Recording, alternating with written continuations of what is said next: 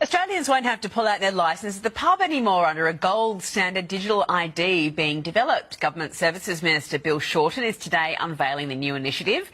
It means when you enter a club or hotel, a digital token will be sent to that business to verify you are who you say you are without transferring them your data. It also cracks down on scammers by limiting data shared. Sorry, but I'm afraid you've already eaten an ounce of beef this week. Your Brit card says no. Sorry, sir, but your Brit card has informed us that you have already flown twice this year. You cannot fly anymore. I've just logged in with my Brit card and it's saying I've already had 4 hours of internet today and it's locked me out. A good score brings benefits, but people with low scores lose rights. The cinema names and shames people considered untrustworthy, plastering their details, even their addresses, across big screens. It's a matter of principle. Those people have to be condemned. Those people aren't honest, so they have to pay the price. It's only right to pay your debts. You have to blacklist those that don't. The Supreme Court has created a blacklist for so-called bad citizens, those whose ratings have dropped to zero. On it are companies, but also 23 million people to date. Among them is this journalist Liu Hu. He got a little too close to uncovering corruption among high-profile party members. After being sued for defamation by the subject of a story he'd written, he was blacklisted. But he only realized when he tried to buy a train ticket and was told he was banned from traveling. That tells me I'm still on the blacklist. Punished because he's been branded untrustworthy by the state. Once you're blacklisted, you can no longer get a bank loan, start a business, buy an apartment, or even send your children to a private school. Liu Hu is among a tiny minority of people who have dared to criticize the system, which some are calling a digital dictatorship. Good morning, citizens. Your overnight account balances have been updated. Time to start a productive day. Final notice, your account balance is below 500. You need 50 credits by the end of the day to avoid automatic eviction. If you have missed work due to illness, you must provide a doctor's note to reclaim your credits.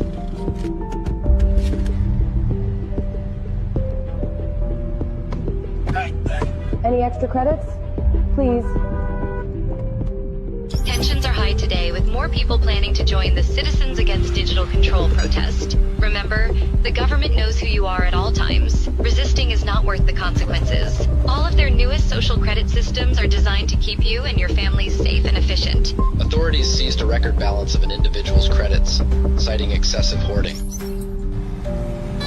Traffic violation detected. 7 miles per hour over the limit. 75 credits have been automatically deducted. You have to be fucking kidding me. Yep, you got the flu. Your blood work shows a significant iron deficiency. I recommend incorporating more red meat into your diet. Dr. Jones, your taxes were not filed and have been automatically deducted with late fees. Your medical license has been revoked. Oh, hell nah, I filed an extension.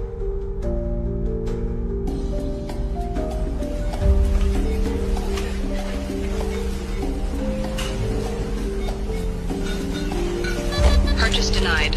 Monthly red meat allowance exceeded. Try mealworms instead.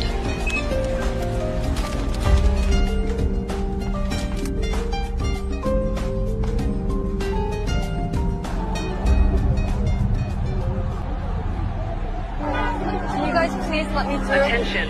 Unauthorized political gathering detected. Participants' access to financial services has been suspended.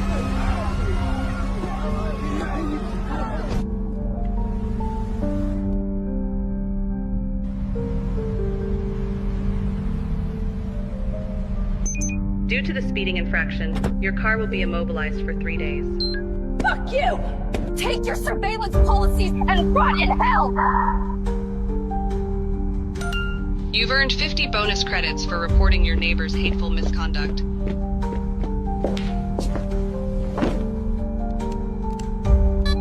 content exceeds your current social credit tier. May we suggest citizen responsibility?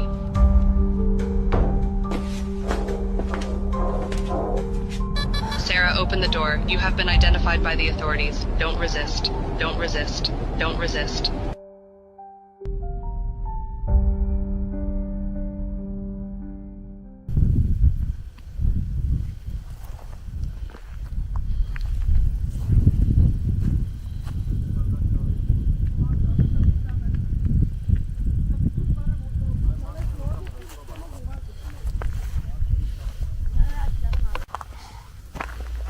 Lana, znaš što treba napraviti? Jednu ovako plesku. Možda pustim. Ne trebaš ti ništa. Da Lana ode po povod za ulare za njih dvoja.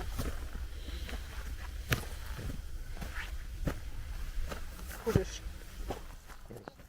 Bit of animal welfare going on there on the farm, folks, and escaped sheep. I wish I'd filmed the entire capture, but my conscience got the better of me in the middle of filming. I thought maybe I should actually go and help. So I switched the camera off, and then I realised I didn't need my help and forgot to switch the camera back on. But anyway, now opening, folks. This is something that is looming right on the horizon now, something that's being brought in all of our countries. And this is what I said when all this Charlie Kirk stuff happened. I said, what's going to happen beneath the surface while all this discussion about Charlie Kirk's going on? And the Charlie Kirk stuff, it's just been insane. There's been so much information come out about it. I was thinking this would be the last time I'd talk about Charlie Kirk, because so much information came out, like so much dirt came out about Erica Kirk, all her ties, like father works for Raytheon Israeli division. She was in film clips and like just so much stuff. She's on reality TV shows, her ties to Trump, her ties to likely Epstein, her ties to the Romanian child trafficking network. I mean, so much stuff. Erica Kirk has deep connections to Jeffrey Epstein, Donald Trump, and the State of Israel. The supposed grieving wife and mother is going to be taking over Turning Point USA. So here's some facts about her that I think the public has a right to know and that nobody else is reporting on. Around 2009 to 2010, even though Erica had never modeled before or participated in a beauty pageant, she received an invitation in the mail to participate in the Miss USA beauty pageants, which were owned by Donald Trump. In 2012, she won the Miss Arizona competition, and at the same time, according to her website, she was also a casting director at the same time she was modeling for Trump. In 2006, she started a ministry when she was just 17 years old. This ministry was working with the U.S. military in Romania at the same time she claimed to be working as a casting director. The area in Romania where Erica was operating her ministry out of had a ton of locals accusing these evangelical ministries of kidnapping children and trafficking them out of the country. These children were being found in Israel, the UK, and undisclosed private islands. The locals demanded that the authorities look into this, and shocker, they never did, but her ministry was kicked out of Romania. In 2018, 2 years after Donald Trump started working with Charlie Kirk, Erica and Charlie were introduced to one another after one of their mutual friends suggested that Charlie should hire her to work for Turning Point. So at Erica's job interview with Charlie, Erica allegedly said, "You're not going to be my boss. You're going to be my boyfriend." So they began dating. I think it's safe to assume that this mutual friend was Donald Trump, because Erica was already one of his employees, so it would make sense for his team to encourage this. Beauty pageants are a well-known gateway for human trafficking. So with her being a casting director, her ministry working with the military in Romania and being asked to leave, along with her very strange behavior of capitalizing on the death of her husband, I think this should be of immense concern to us all. Random people do not get propped up by the mainstream media out of nowhere. That includes Charlie Kirk, whose father had deep connections to Donald Trump even before he started working with Charlie Kirk. And then Charlie Kirk's dad working for Donald Trump. I mean, there's just so much stuff that's come out about this. But fortunately, I don't have to talk about it because there's a couple of videos actually that Jeff Berwick put out, Dollar Vigilante. One of them is called, I think, the Charlie Kirk PSYOP, and the other one is called the Charlie Kirk PSYOP Goes Deep, or something like that. There's two of them that he put out in the last week that are both incredible. They're great. Two of the best videos I've seen him do. And he got all of the information, like all of it, like all the different camera angles, all the different theories of where the bullet came from, whether he died, whether he didn't die. And the whole thing's just like ridiculous. It's been such a setup right from the start. And there's been like no official autopsy, well, no autopsy at all, no official coroner's report, no funeral, no investigation. They've gone in and concreted over the spot where he was shot. Like, they've totally revamped the entire freaking area. It's just insane. Just covered the crime scene up, like within 2 weeks they've covered the crime scene up. And none of the official story makes sense at all. It's obviously a charade. You've got Erica Kirk there now in control of the corporation, and you know, she goes out on stage with fireworks and all that sort of crap, and it's ridiculous. But like I said, I don't have to talk about that because the whole thing's been a setup, supposed to happen, absolutely. And I think Charlie Kirk likely is dead, but it doesn't matter either way. That's the thing. Maybe he's gone off to Valhalla like Kash Patel said he was. To my friend Charlie Kirk. Rest now, brother. We have the watch. And I'll see you in Valhalla. Good morning, ladies and gentlemen. We got him. Forgive Tyler, for we know it was him, and there's nothing more to see here. Yeah, perhaps that's what's happened, folks. He's gone to Valhalla. Perhaps Valhalla is some secret place that we don't know about, not particularly the mythological Nordic heaven.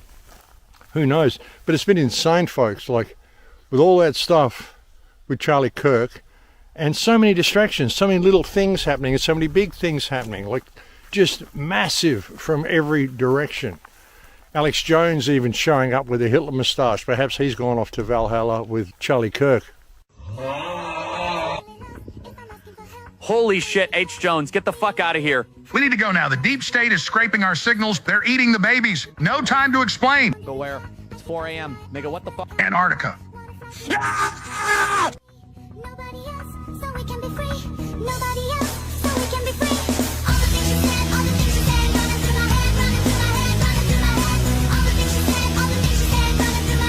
What is this place? Home.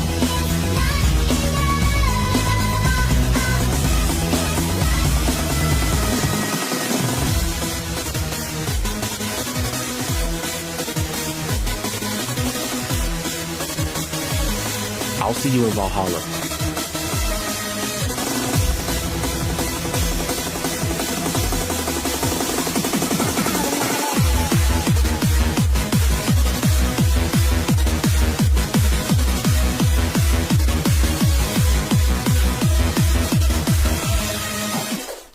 Yeah, you never know these days, folks.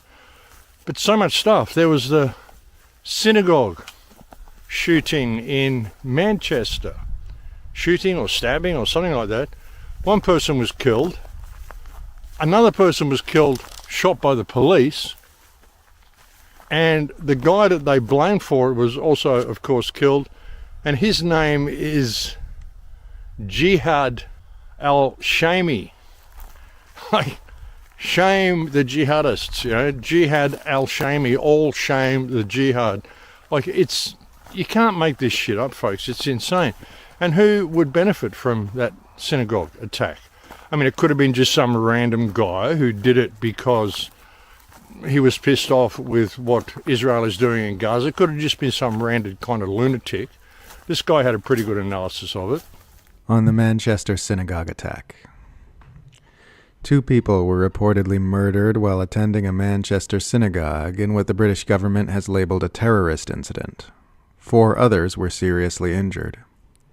Police say they shot and killed the suspect, a British citizen of Syrian descent. After the attack, an Arab-Israeli Hasbarist named Jonathan Elkori jumped on Twitter to tell me that, quote, when you dehumanize Israelis and Jews to this level, you end up with a terrorist attack in a synagogue in the UK, adding, you're as complicit as the terrorists attack, you sick psycho.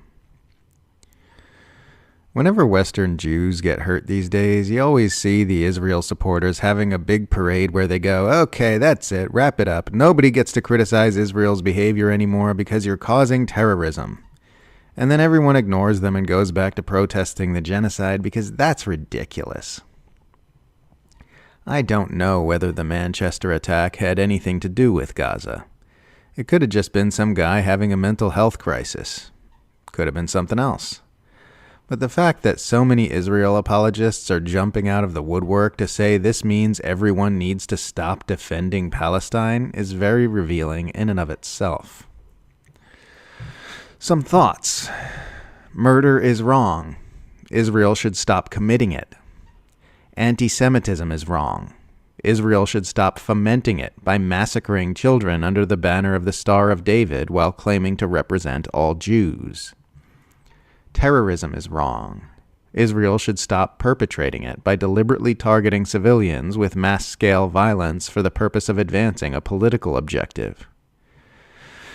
Attacking places of worship is wrong. Israel should stop bombing mosques and churches. I wish the Manchester synagogue attack had never happened. I also feel weird even talking about it while dozens of Palestinians are killed today whose individual names I'll never know and whose individual deaths I'll never see decried in Western media headlines. Their lives didn't matter any less than the two people who were murdered in the synagogue attack. They're just not white Westerners, so their lives aren't treated as significant. Their violent deaths aren't seen as horrific. Their murderers aren't denounced as monsters. I'm seeing Israel supporters claiming that this attack means everyone needs to stop protesting against the ongoing genocide in Gaza, just like they claimed after 2 Israeli embassy staffers were killed in Washington back in May. Their demands will be ignored just like last time because they are stupid, even if a double homicide is directly motivated by opposition to Israel's extermination campaign in Gaza. That is not a valid reason to stop opposing an active genocide. This shouldn't even need to be said.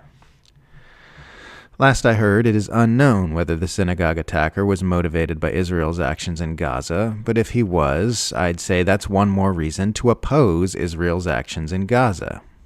If you are too racist or apathetic to oppose a genocide on principle, then you should oppose it because it is fomenting violent extremism which could end up hurting people who look like you and live where you live. Back in December 2023, I wrote, quote, actually, what fuels anti-Semitism is murdering children by the thousands under the banner of the Star of David while adamantly insisting that your actions are inseparable from all Jews and the totality of Judaism. In April of this year, I said that if you believe that all the violence and destruction in Gaza is the fault of Hamas, then by your own logic, you must also accept that the coming wave of anti-Semitism and violent extremism which is going to ensue from the incineration of Gaza will exclusively be the fault of Israel.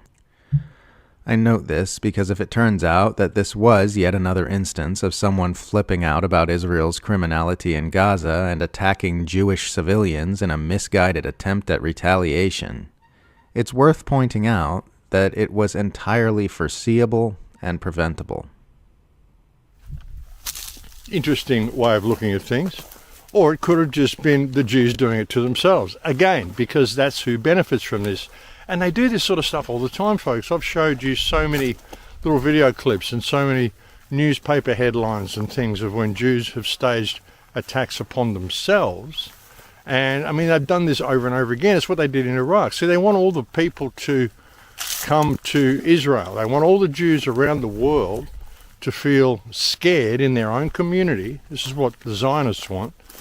And have them all migrate to Israel because they need lots of immigration into Israel in order to populate all the land that they're planning to steal from Palestine. And they did this in the 1950s with Iraq, and they blew up their own people in order to drive them out of the country and drive them into Israel because they needed the population. Before the emergence of the State of Israel in 1948, there was a large number of Jews living in the Arab world, something like 800,000. And there were Jews in Lebanon, in Syria, in Egypt, and Iraq. The Jewish community in Iraq was the most ancient, going back to 2.5 millennia ago. It was the most prosperous, the most successful, and the best integrated into local society. But before 48, there were Jews throughout the Arab world, and Muslim-Jewish coexistence was not a distant dream. It was the everyday reality. The Jews and Arabs lived side by side until the arrival of Zionism. My family and I, we were Arab Jews. We spoke Arabic at home. We didn't speak any other language. Our culture was Arab culture. Our food was the most delicious, spicy Middle Eastern food. It wasn't European food. So in every sense of the word, we were Arab Jews. We Arab Jews had much more in common, linguistically and culturally, with non-Jews around us. We had much more in common with them than we had with Jews in Eastern Europe. In March 1950, the Iraqi parliament passed a law which said any Jew who wants to leave the country is free to do so. They have a year to register to leave on a one-way visa. And not many Jews registered to leave. And in the next year, 5 bombs exploded in Jewish premises in Baghdad, and that created a panic, and that helped to precipitate the exodus to Israel. Yosef Basri, 28-year-old lawyer and an ardent Zionist, and he was responsible for 3 out of the 5 bombs. The controller of Basri was an Israeli intelligence officer called Max Binet. He gave him the orders, he gave him the TNT. In 1950, there were 135,000 Jews in Iraq. By the end of 1952, there were only about 10,000 Jews left in Iraq, and 125,000 Jews ended up in Israel. We left Iraq as Jews, and we arrived in Israel as Iraqis. But the problem is that Israel claims to be the state of the Jews. Israel claims to speak on behalf of all Jews everywhere. Zionism is an Ashkenazi thing. It's nothing to do with us. Yes, they've got a history of doing this sort of thing, folks. And there's been massive developments in the Middle East as well. I mean, they've just been bombing the living shit out of Gaza. Of course, the flotilla got stopped and all the people got arrested. Now they're saying they're going to actually keep them in one of the worst jails in Israel, in the Negev. Now, Ben Gvir wants to do this because he says they're all terrorists and they're all supporting terrorism, and they need to be given a taste of what it's like to be treated as a terrorist. So they reckon they're going to hold them for a couple of months in the jail. אלה הטרוריסטים של המשט, אלה הטרוריסטים, די טרוריסט. תקל עליהם, תומכי רוצחים, אגב, האוניות שלהם נמצאו קרחנה שלמה. הם לא באו באמת, לא למשט, לא לעזור, אלא הם באו בעד עזה, בעד הטרוריסטים. אלה טרוריסטים.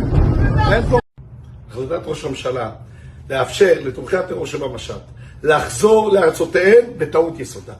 אני חושב שחייבים להשאיר אותם כמה חודשים כאן, בכלא הישראלי, כדי שהם יעריכו את הריח של האגף המחבלים. הרי לא יכול להיות מצב שבו ראש הממשלה שולח אותם עוד פעם ועוד פעם ועוד פעם לארצותיהם, והשליחה הזאת גורמת לכך שהם יחזרו לכאן שוב ושוב ושוב. השר, איפה אנחנו נמצאים? אנחנו נמצאים בכלא קציעות, וכמו שהבטחתי, אותם אנשי משט, תומכי טרור, נמצאים כאן בכלא ביטחוני. תראו המשחקים, הם מקבלים כאן תנאים של מחבלים לכל דבר, טרנינגים של מחבלים, תנאים של מחבלים, זאת אומרת, יש מינימום של המינימום, ככה הבטחתי וככה אנחנו מקיימים. עכשיו בואו ניכנס, נראה אותם.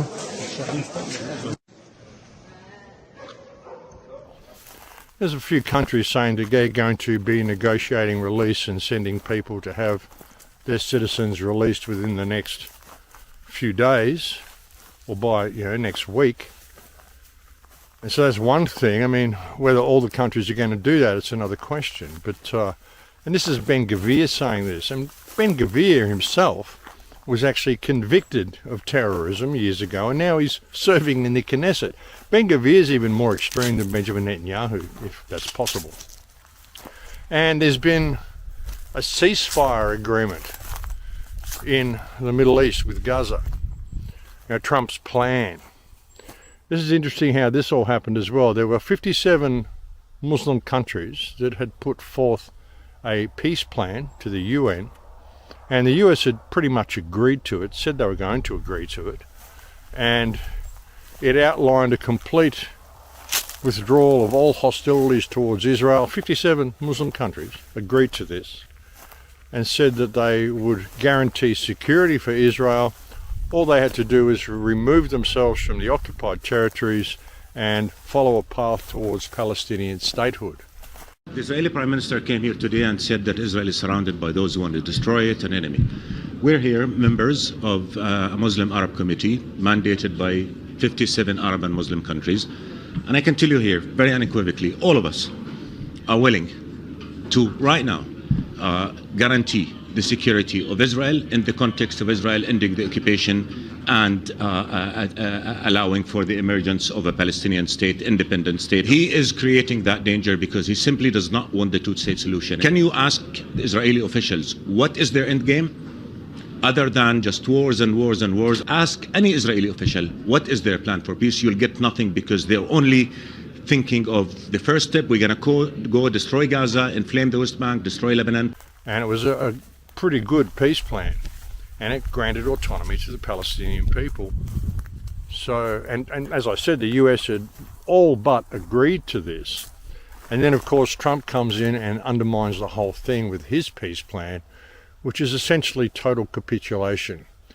Hamas has to withdraw completely. We'll give you a safe passage out of the country, but you've got to withdraw completely, and we're going to basically hand it all over to indefinite Israeli occupation. This is Trump's peace plan, his ceasefire plan. This new deal on Gaza is full of Israeli confessions. Firstly, it says they're going to release over 1,000 Palestinians held by Israel, held hostage, including women and children. Wait, why are they holding women and children? 2, it says if this deal goes through, they will immediately allow humanitarian aid into Gaza. But Israel has been saying that they're allowing food, water, and medicine in the whole time. And 3, the craziest part, this plan will be administered by Tony Blair, the butcher of Iraq. For those of you that are too young to remember, he was the Prime Minister of the UK who went into Iraq with George W. Bush. Hundreds of thousands of civilians were killed. Tony Blair's a war criminal, and now they've got him on this peace plan. What the fuck? This is not a peace plan. It is full of colonial clauses designed to continue the occupation and subjection of the Palestinian people. And it got to the point where he said, well, you know, you've got to agree to this, otherwise I'm just going to let Benjamin Netanyahu come in and annihilate the entire place and turn it all to rubble and kill all of you. And that's Trump's peace plan. But again, this was done like in a rush to undermine the plan that the Arabs had put forth. But it looks like there's going to be some sort of a ceasefire in Gaza for the moment anyway. But even since this is agreed, the level of bombing and just random machine gun fire has intensified. There was one guy actually just sitting in a tent, just recorded the noise outside of bombs and machine gun fire. And this is the sort of stuff they go through every day.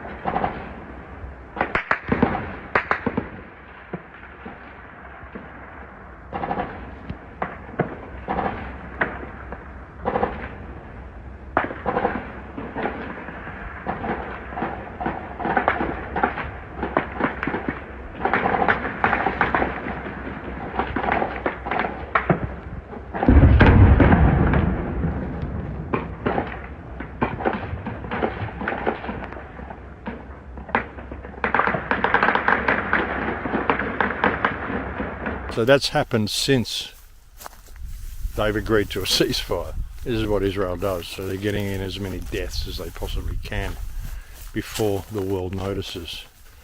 And it's going to be interesting to see what happens with the flotilla and all that sort of stuff. I mean, you knew this was going to happen. Personally, I mean, it's great as a show of international solidarity to have something like one of these flotillas.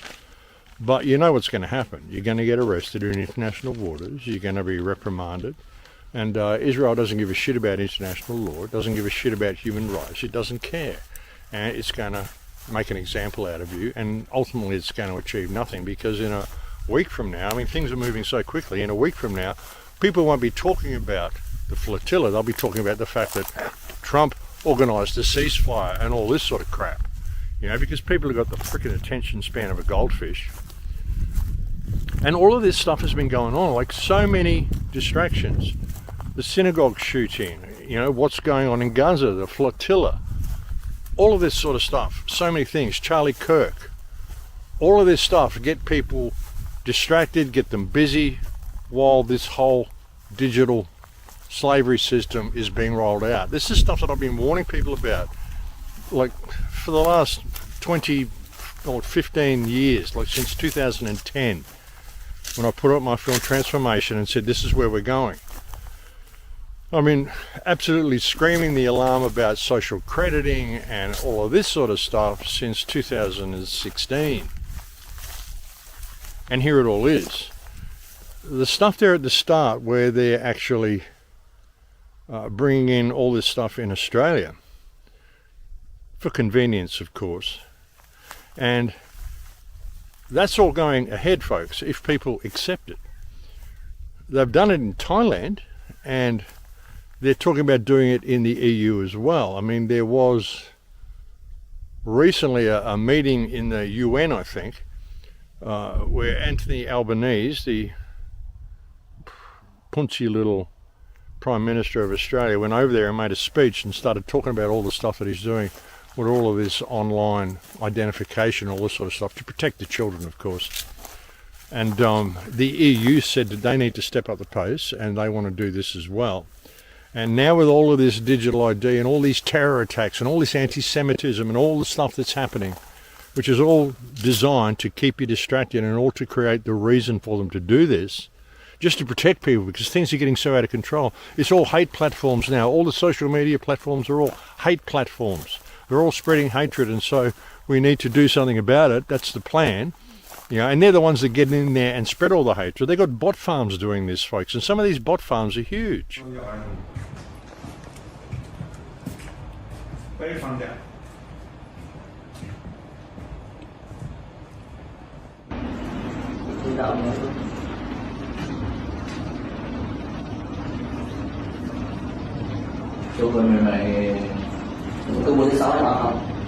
Yeah, and that's not all. Some of them are actually like more large and more complicated, with sometimes hundreds and thousands of bots being run out of one facility.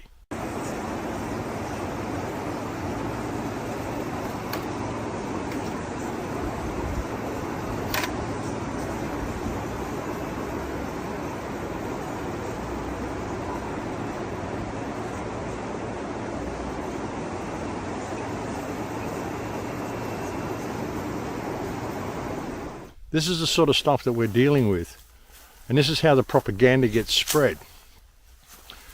But all of this stuff is happening right now, all the stuff we've been warning people about, all this digital ID. I was saying to my friends here in Croatia that I honestly don't know whether I'm even going to be able to come back to Europe next year because of all of this digital stuff that they're bringing in. They want to fingerprint you and all sorts of things, biometrics and fingerprints in order to enter Europe. And it's all coming along with this whole digital ID and cashless society. And now a lot of people are starting to ring the alarm bells about it. One of them is actually Dr. Sherry Tenpenny has this to say. Hi, everyone. This is Dr. Sherry Tenpenny, and I want to do a quick update about a document that got passed by the United Nations this weekend called the Pact of the Future document. It's two parts, one on science and technology and one about the youth and future generations. It is quite egregious, and it was done by a procedure called the silence procedure, which makes it a pact. And if no one objected, it is automatically adopted and put into the record as being completely adopted. This is the World Health Organization's runaround, or end around. Since they were not able to get the World Health Organization treaty passed, they decided to take it to the General Assembly. And it is even more egregious than what the World Health Organization was wanting to get passed. Let me just read you something really quickly about what is inside of this pact that is now being accepted by 193 nations around the world and equally open-armed accepted by our current administration. Everyone, it says that this is the power structure, fully digital and maximized for the control of the masses. Everyone will be expected to have a biometric digital ID that marks them not just as citizens of an individual country, but as a global citizen. So anytime you hear global citizen or anytime you hear sustainability, think that this is an egregious thing that's happening at the level of the World Health Organization and the United Nations. Anyone that has a dissonant opinion will be labeled as misinformation, disinformation, or malinformation and memory hold. Perpetrators for unapproved information will be fact-checked and punished by the system, which will be operated and enforced by artificial intelligence. Punishments will include being locked out of one's bank account, being unable to make certain purchases, unable to get on an airplane, on a subway, drive on public roads. This is the future, according to the world's self-appointed overlords at the United Nations. These are unelected bureaucrats that are making decisions about our country, our sovereignty around the world. Nothing could be more important at this point in time than to get prepared. Have water, food, digital access, flashlights, a way to communicate with family and friends. Now is really the time to get involved and get prepared, because this is what's coming. Our Congress is sitting on its hands. There was a press conference on the 17th about this, and no further action has been taken. So it's up to us to mobilize and to go forward, particularly with your local sheriffs, to get your constitutional sheriffs to say, this isn't going to be allowed in my county. Thank you very much. Take action. We've been talking about the onset of one world order, one world government, one world religion, one world money for a long time. Well, it's no longer coming. It's here. Yeah, and it's great to see people like that actually speaking out about this. And what's going on in the United States? I mean, they're doing it all in the United States as well. Trump is rolling this out at breakneck speed. It's insane how much the people of the United States are being fooled by Trump.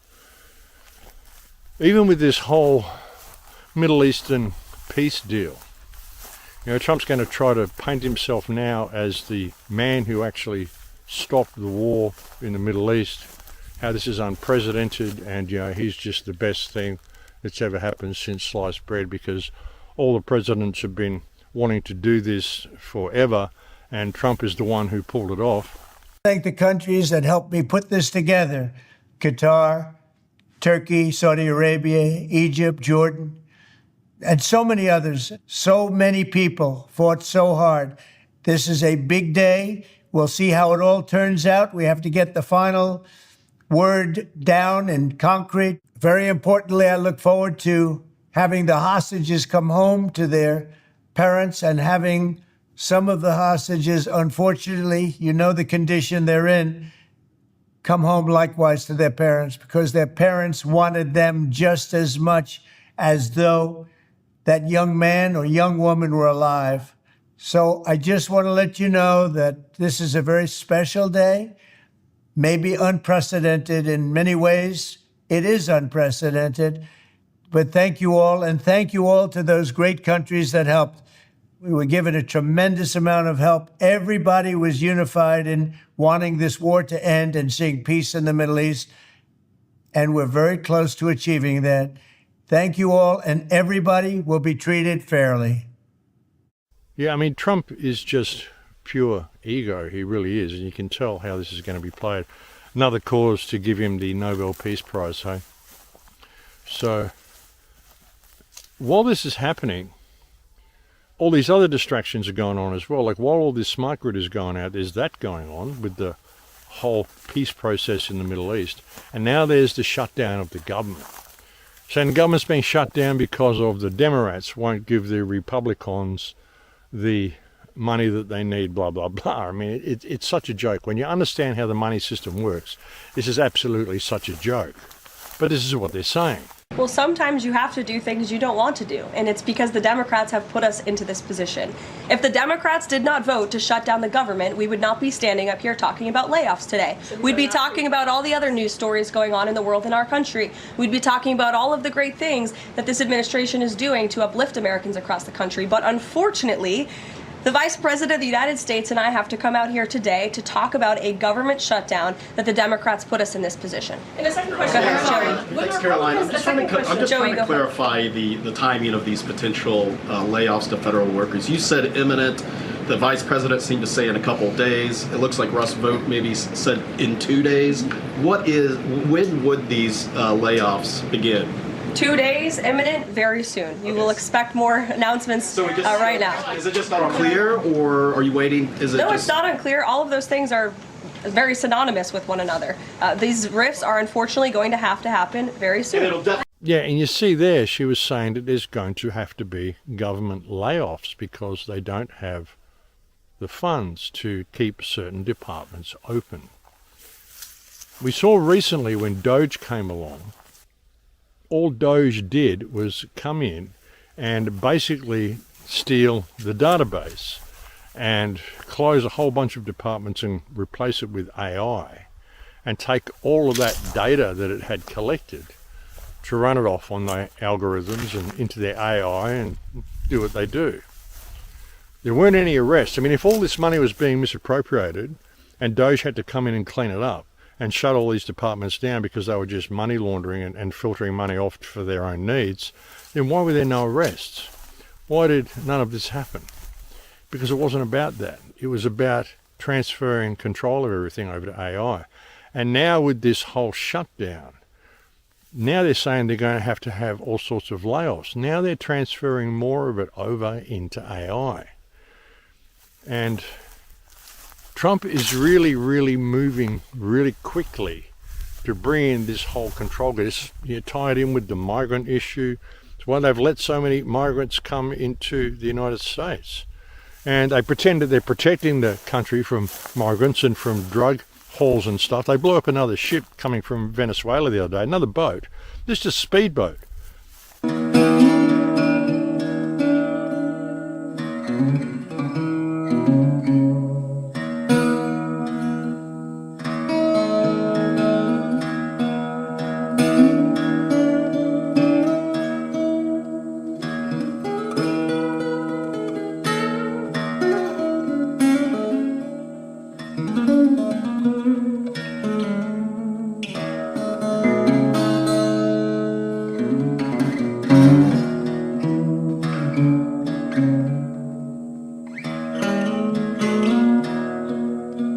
Yeah, this is just a speedboat. This has got probably, it can go 200 miles on the tank of fuel that it's got, and it's like 2,500 miles from the United States. How's it delivering drugs to the United States? And again, they just blow it out of the water and say, well, we did it, and it was carrying drugs, but there's no drugs to show us. There's none of this sort of shit. They're just doing it because, it makes people believe that they're actually protecting the United States shores and stopping the drug trade, but they're the ones running the drug trade. And it's also creating the need to make things more strict and make things more tight. All these shootings, all these killings, all the stuff that's going on in the United States, this is all being done to bring in this digital ID, the real ID that he's been talking about, and to bring in this whole cashless control grid. Even the whole talk of transferring the national debt into stable coins, into cryptocurrency. All this sort of stuff is about bringing in the smart grid. And this is what I've been saying for so many years. And now you've also got people, like I saw an interview with Catherine Austin Fitts the other day. And she is now saying the same thing. Have a listen to this. I have to judge people by what they're doing, and what it looks to me like Trump and Musk are implementing the control grid at high speed. And don't believe me, go look at that list, because what you have to say is, okay, to do a control grid, we need a digital ID implemented that's very high quality, high precise. Check the box. We need an all digital financial system. Check the box. You know, we need a way of doing interoperable money. Check the box. If you look at what Doge is doing, we need a social credit system. Check the box. Wait, what do you mean by that? What Doge is doing? Doge is, from what it looks like to me, and I'm basing my assessment of what I know from Doge includes, you know, I read the Financial Times, I need to read the Wall Street Journal, and I need to read Wired. Wired has done a very thorough job of trying to document what's happening in the systems. And I think basically what they've done is they've taken, so if I wanted to stop fraud in the U.S. government, I would say there's 20 trillion missing from DOD, there's $1 trillion missing from HUD. I'm going to go in, figure out where it went, get it back. Right. That's not what they did. If you said to me, I want to build a social credit system that can be used to enforce control against the American people and basically lock them down with both enforcement and social credit, I would go get the Social Security data, the IRS data, and the Treasury payment data. And that's exactly what they did. And I would privatize it. I would just take it and put it in private AI with XAI and Palantir AI. And if Palantir still has the contracts with Treasury and the IRS to enforce, you got everybody. And you add the Kennedy's aggregating the healthcare data, you put it with the healthcare data. Now they've been aggregating this kind of data. I used to call it the data beast. So they've been aggregating this kind of powerful data since the 90s. So I don't think this is all new. So for example, IRS data, healthcare data, and combining it all together into one system combined with AI. Right. Same thing that I've been saying for such a long time. And this is what Trump's doing. And he has been selected to do this, folks. Trump is not your friend. None of these politicians are your friends, folks. These are all very evil people. And this whole scenario has been just so long planned. And now they're bringing it into effect. Yeah, and all of it, there's so many things being played here, so many different agendas being completed at the same time, being brought into view at the same time. You know, the smart grid, the control system, the digital currency, biometrics, the whole situation in the Middle East, which is designed to make people hate Israel, so that, I mean, this is why they've live streamed the genocide while claiming it's not a genocide. I mean, everything they've done to make you hate them. They want you to hate them because they want Jews in their country to feel threatened and perhaps even die because of terror attacks. And if people don't start attacking them, well, the Jews will stage an attack themselves. So it looks that way because they've done this so many times. Blew up their own housing complex in England years ago. Like so many times, folks. They've stabbed themselves, they've shot themselves.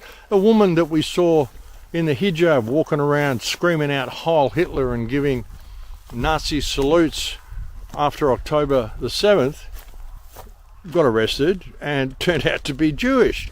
This is what they do, folks. You know, all of this stuff is coming to a head now and people are seeing it, so they need to get this smart grid out really quickly.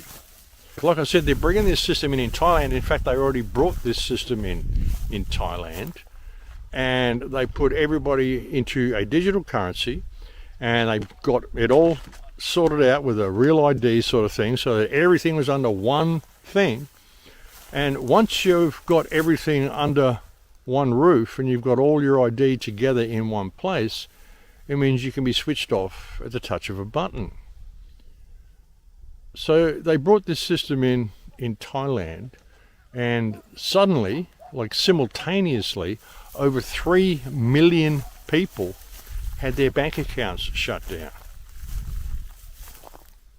Thailand has become a case study for the use of biometric data in every facet of life. Every banking transaction is monitored and scrutinised. Any perceived discrepancy is flagged as fraud and punished without due process.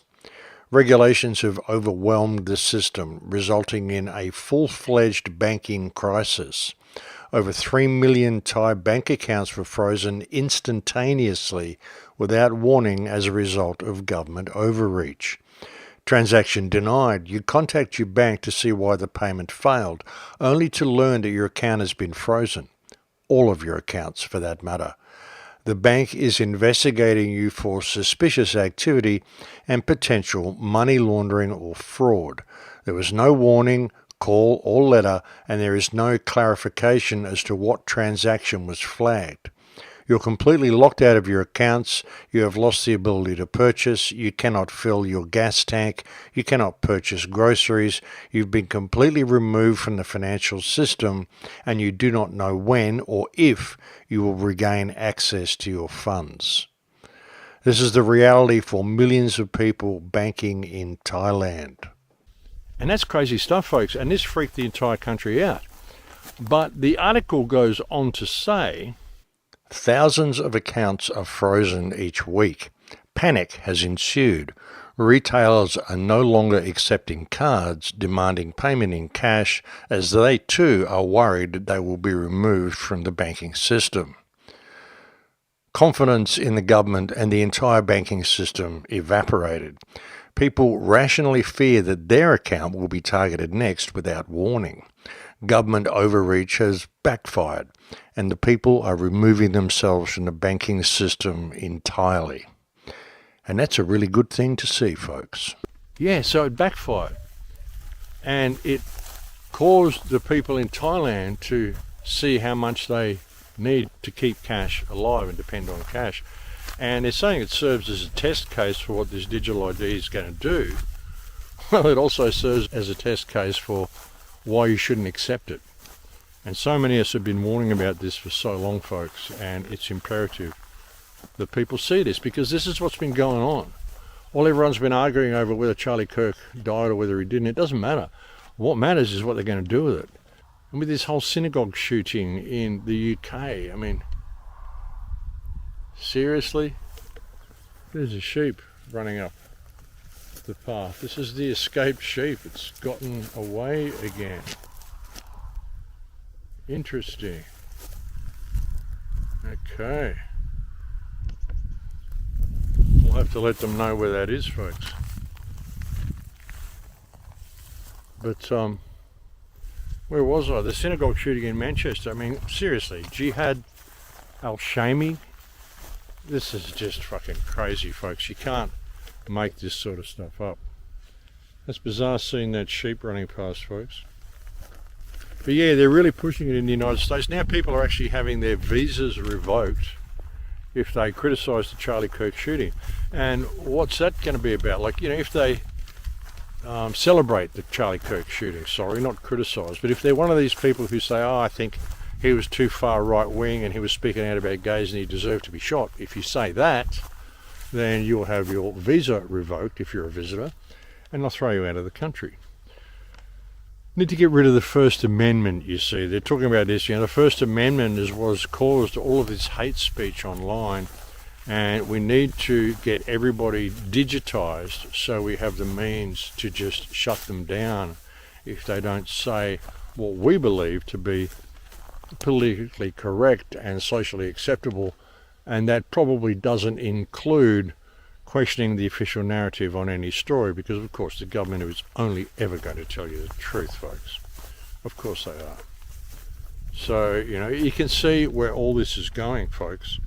It's just crazy. Visas revoked, you know. And this whole government shutdown is just a complete scam, as is Trump's peace plan in the Middle East. The government shutdown, again, it's to make people believe that, you know, you need a more majority rule party. You need to really have a dictatorship to stop this sort of stuff happening. And that, you know, we need to get rid of a lot of government departments and kind of digitize everything. And Trump's peace plan in the Middle East, like I said, this just gives permanent control to Israel. In fact, there were negotiations as soon as Trump announced his peace plan. He set certain borders where the Israeli troops were supposed to withdraw to, and that was the original plan, and that was the first withdrawal point. You had to actually go to that line.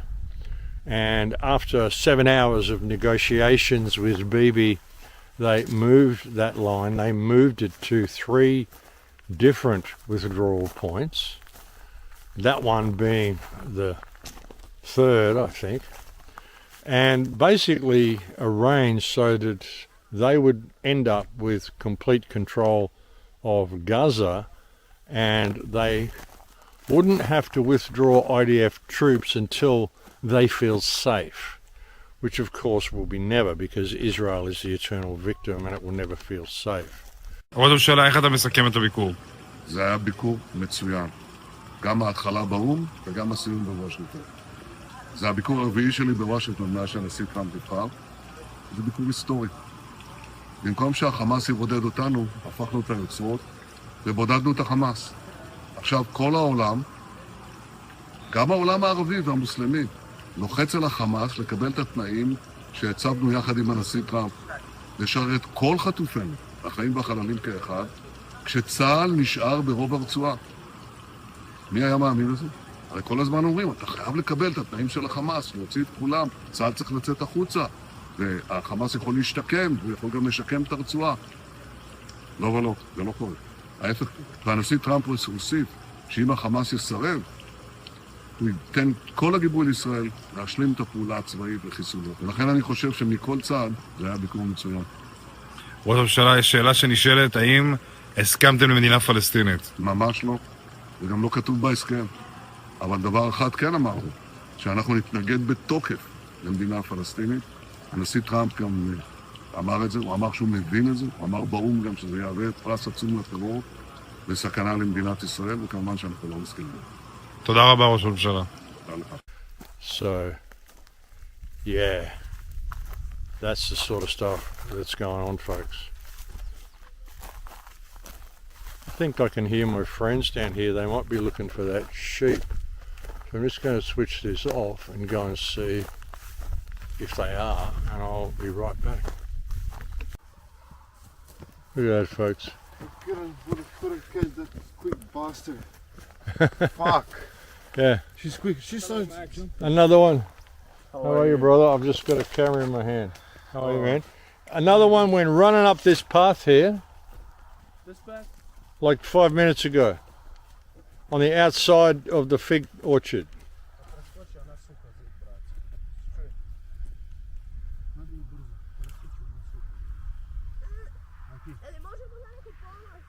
So they all got out, did they? The other one, yeah. This is the one that we caught. That's the one that you caught. Yeah, there. On the road.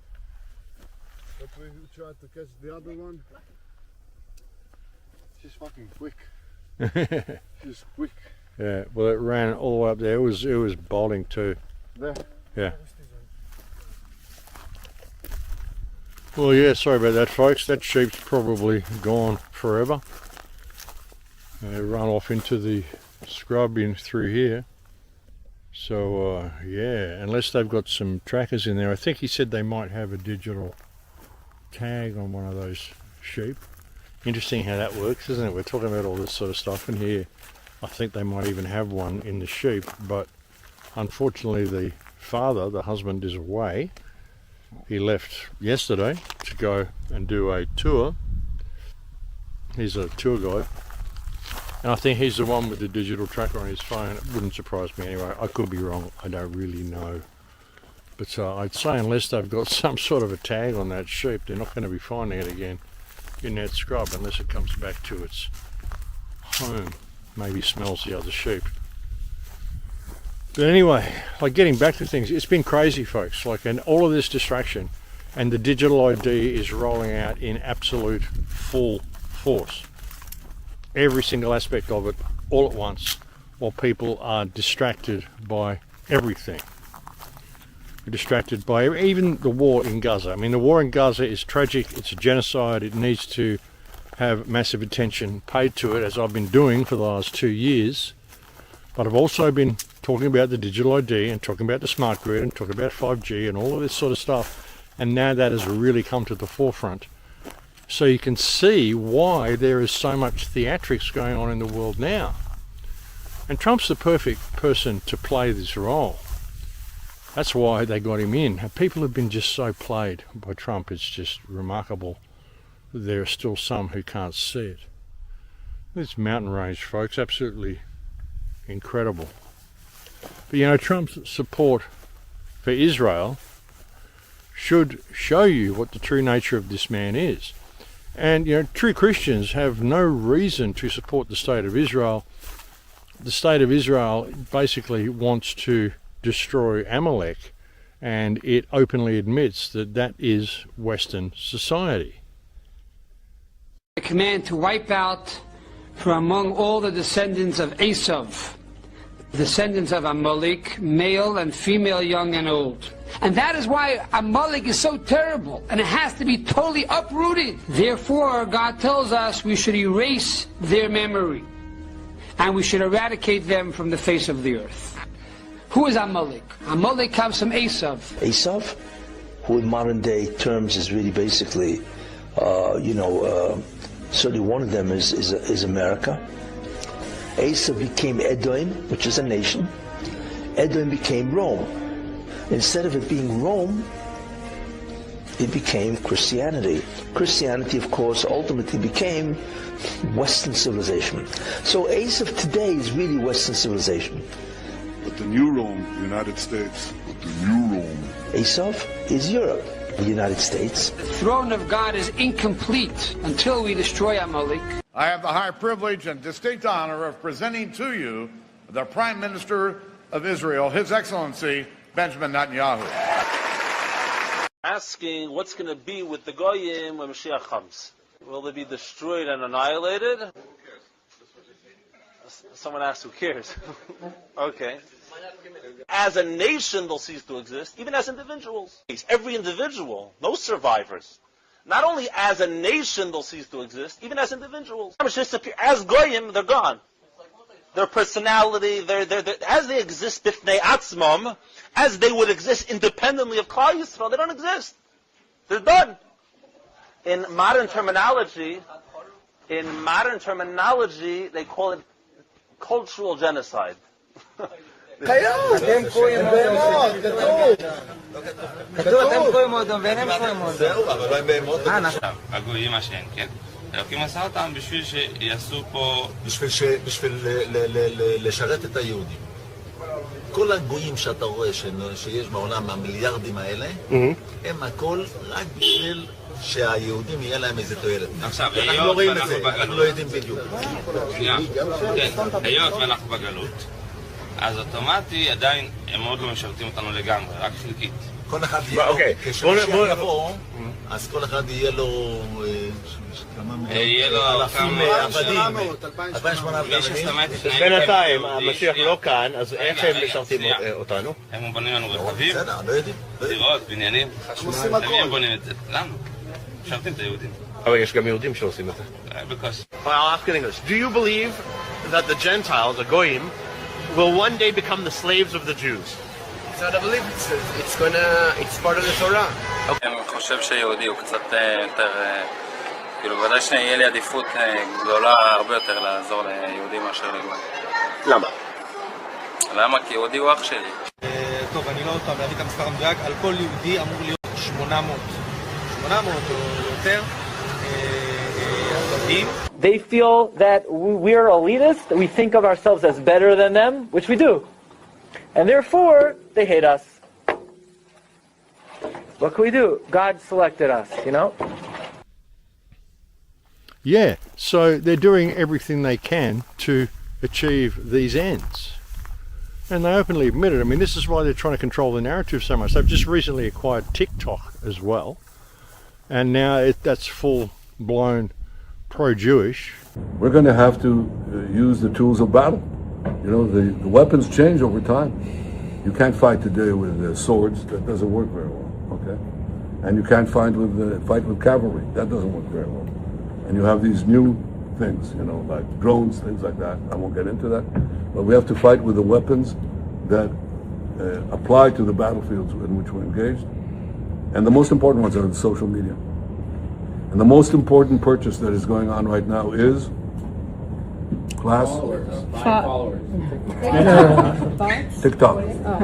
TikTok. Number one. And I hope it goes through because it can be consequential.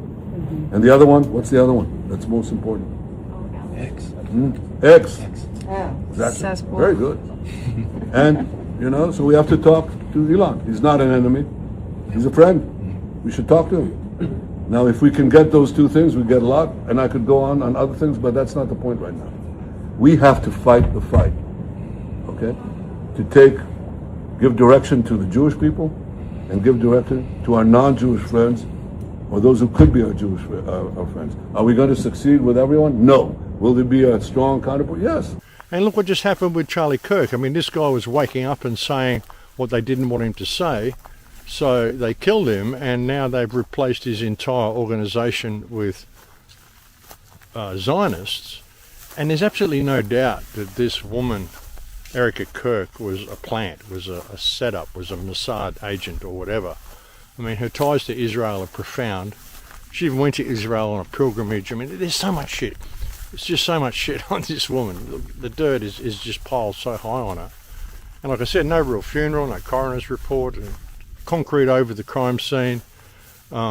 Just take over the company with a fireworks display. It's just remarkable how they managed to get away with it, folks. And you know, these people, it's just one big game to them. I mean, Jews do not worship the same God that other people do. The greatest lie humanity tells itself is that we have outgrown human sacrifice. We call it by different names now and make our offering to different gods. We offer young men we call soldiers, as if the designation means that their mothers cry less when they die. We call masses of humanity collateral damage and turn our eyes away from the pictures of their lifeless bodies as we sip our morning coffee. And the truth is, we don't do it because we are heartless. We do it because we believe that it is necessary for the world to keep running. We do it because we believe that the gods whose favor we so desperately seek, freedom, security, prosperity, flourishing, that they demand blood as the price of their favor. We do it because we cannot see any other choice. And maybe that's why we read the Akedah, the binding of Isaac, on Rosh Hashanah. Because the story of the Akedah isn't about inconceivable obedience. When Abraham prepares to sacrifice Isaac, he is just accepting the same bargain of blood we still accept today. That some need to die for the world to flourish. Your son has been expelled 109 times? Yes, but it's never been his fault. It's always the schools persecuting him for no reason. Benjamin Netanyahu, the Freddy Krueger of Gaza. The school shooter, heavyweight champion of the world. The man's killed a lot of kids. My friends, the terrorist state of Israel want Palestinian civilians to die. Every man, woman, and child in Gaza.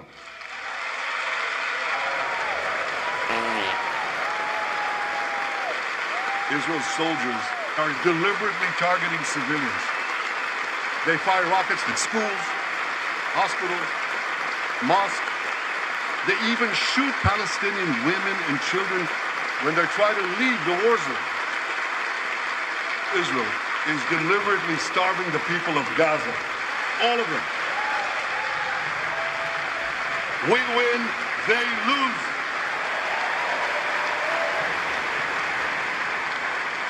I want to thank President Trump for his leadership. I thank President Biden for the bombs and for being, as he says, a proud Zionist. Actually, he says a proud Irish-American Zionist.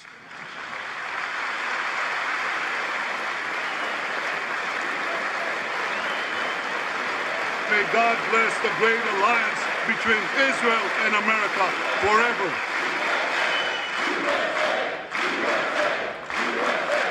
USA, how many kids did we kill today? And that's just the fact of the matter, folks. I mean, even Ted Cruz the other day, all the Israeli supporters, you probably saw Ted Cruz made the most classic Freudian slip in political history just the other day. Senator Booker also said we should have bipartisan agreement. I think that's a great idea. We should have bipartisan agreement. How about we all come together and say, let's stop murders? How about we all come together and say, let's stop rape? How about we all come together and say, let's stop attacking pedophiles? And that's the sort of people that you've got governing your country. And that speaks volumes, doesn't it? We've got to stop attacking pedophiles. The poor little pedophiles.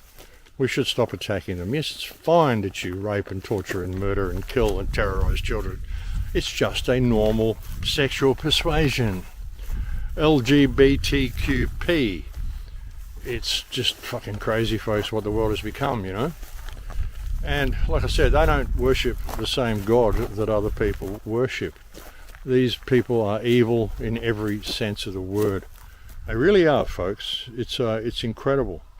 Mike Johnson, the Speaker of the House, just passed a bill. The House of Representatives just passed a bill that gives the soldiers of the IDF, that's the Israeli Defense Force, you now have Israeli Defense Force foreign military receiving United States military benefits. This is true. While what he just said, what Joey just said, people here can't even afford health insurance, and now they're giving it to a foreign country, which in my opinion is a fucking enemy. They're the most disgusting, evil country on earth that has attacked the United States multiple times. And you're going to give them benefits? And you're telling me these deserve to live? These politicians deserve to be alive?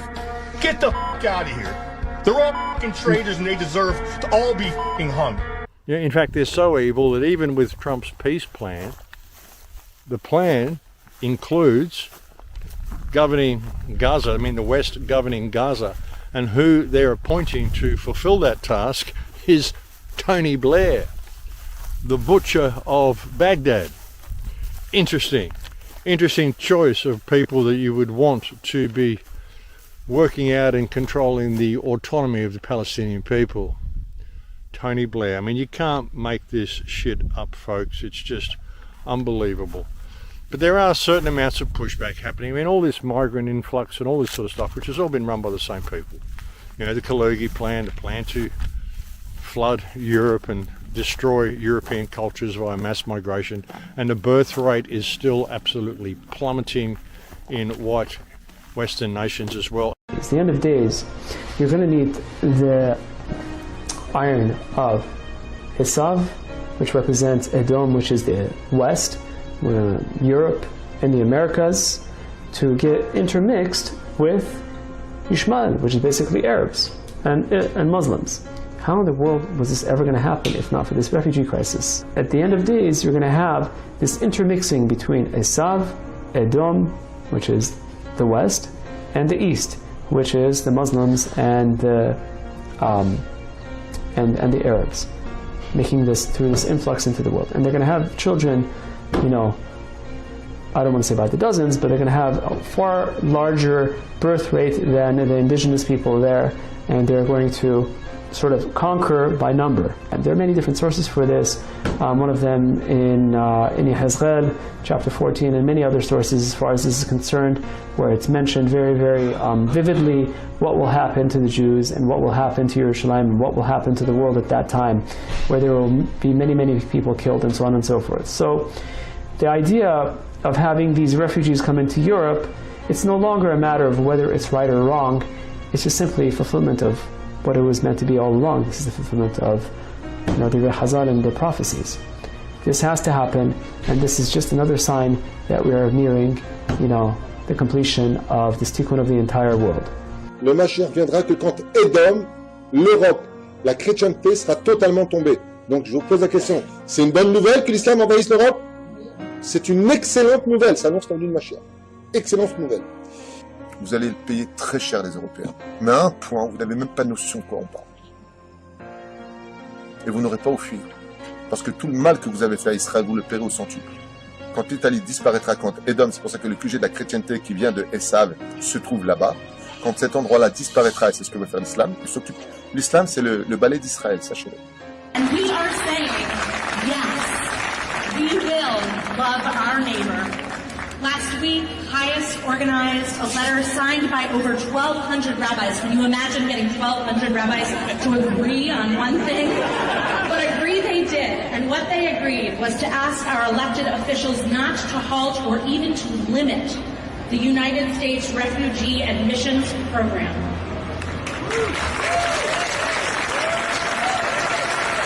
And it's not just Highest. Jewish organizations of all kinds across the spectrum of Judaism are issuing statements in support of refugees.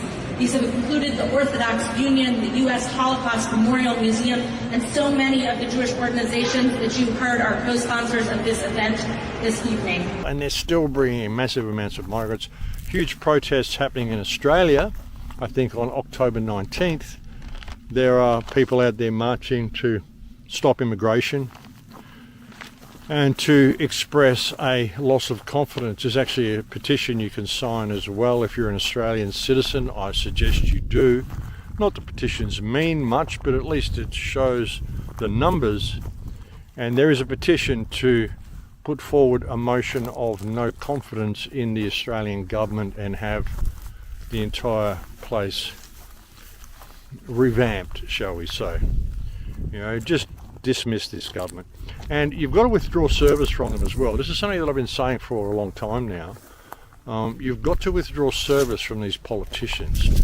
If you own a restaurant, or you own a pizza shop, or a pie shop, or a gas station, or if you're someone who's renovating homes, you're a builder, you're a contractor, you're anything like that, stop agreeing to contracts and providing service to politicians. You know, don't let them come and shop in your supermarket. Don't let them shop in your chemist store. If they need their house renovating, don't do the contract, and tell all the other builders in the area not to do the contract as well. You've got to withdraw service from these people. If you're a secretary, or you're a government worker, you're a delivery person, you're a delivery company, anything, stop giving service to these people, to politicians. If you're a secretary who works for a politician, quit your job and get a job with someone else. And for people who don't quit their jobs, like if a secretary says, no, I'm getting good pay, might be working for a criminal, but I'm getting good pay and I'm not going to quit my job, then refuse service to that secretary as well. Withdraw service from these people, withdraw acknowledgement from these people. See, that's been the message the whole time, non-compliance, that's what it is. Non-compliance is you being in your own power, doing the best you can do, and being the best you can be in everything that God gave you. And just not putting up with this shit, and it's become so obvious to everybody now. And even what happened on October the 7th, it's become so obvious to people that Israel staged this whole thing. And it didn't begin on October the 7th, it began in 1948 and has continued for 76 years or 77 years, 78 years. It's been going on a long time. In 2006, it will be 78 years that this has been going on. And it didn't begin on October the 7th. I mean, it wasn't like there was a war in 1948 and then there was another one in 1967 and then suddenly on October the 7th, 2023, Hamas decided to attack Israel. This is not how it went at all. Now, Israel has been abusing these people every day, every year, stealing homes, putting in settlements, doing everything they can to shrink West Bank smaller and smaller and smaller, while keeping the people of Gaza Strip under siege since 2005, because they designated any resistance to their occupation as being terrorism. The Commission concluded that Israel has committed genocide against the Palestinian people in Gaza, and that it is continuing with that genocide. It is now almost 2 years since Israel launched its military campaign in the Gaza Strip in October 2023, This has been the most ruthless, prolonged, and widespread attack against the Palestinian people since 1948. Every day that passes, the killings and the starvation of the Palestinians continue. The goal of the Israeli government is abundantly clear as we continue to witness the destruction of Palestinians in Gaza. The Commission finds it is genocide. In our report, the Commission found that the Israeli authorities and Israeli security forces committed and are continuing to commit the following underlying acts of genocide against the Palestinians in the Gaza Strip. 1, killing members of the group. 2, causing serious bodily or mental harm to members of the group. 3, deliberately inflicting on the group conditions of life calculated to bring about its physical destruction in whole or in part. And 4, imposing measures intended to prevent births within the group. On the specific intent of genocide, the Commission concludes that statements made by Israeli authorities are direct evidence of genocidal intent.